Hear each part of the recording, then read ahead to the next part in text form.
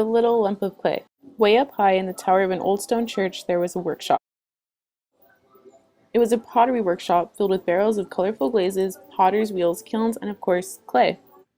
Near the window stood a big wooden bin with a heavy lid. There the clay was kept.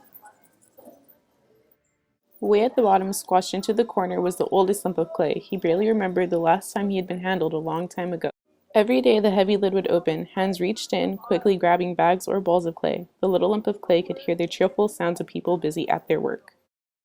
When will it be my turn? He wondered. As each day passed in the darkness of the bin, the little lump of clay lost hope.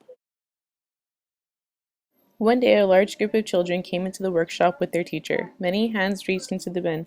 The little lump of clay was the last to be chosen, but he was out. Here's my big chance, he thought, squinting into the light.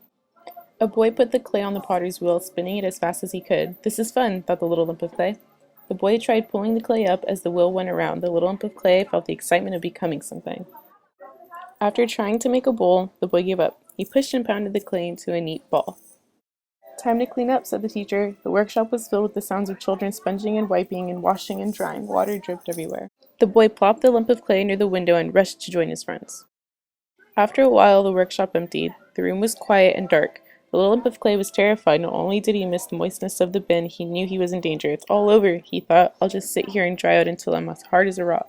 He sat by the window, unable to move, feeling the moisture seep out of him. The sunlight beat down, the night breezes blew in until he was as hard as a rock. He was so hard he could hardly think. He only knew that he was filled with hopelessness. But somewhere deep inside the little lump of clay, a tiny drop of moisture was left, and he refused to let it go. Rain, he thought. Water, he sighed. Please, he finally squeezed out of his dry, hopeless self. A passing cloud took pity on the little lump of clay, and a wonderful thing happened. Huge raindrops hammered through the open window, falling on the little lump of clay. All night it rained, and by the morning he was as soft as his old self. Voices drifted into the workshop. Oh no! Someone has left the window open all weekend. We've got a mess to clean up. You can work with some clay while I find the towels, said a woman to her daughter. The little girl saw the lump of clay sitting at the window. This looks like a perfect lump for me, she said. Soon she was pressing and kneading the clay into pleasing shapes. To the little lump of clay her fingers felt heavenly. The girl thought as she worked, and her hands moved with purpose. The little lump of clay felt himself being gently pushed into a rounded, hollow shape. A few pinches and he had a handle.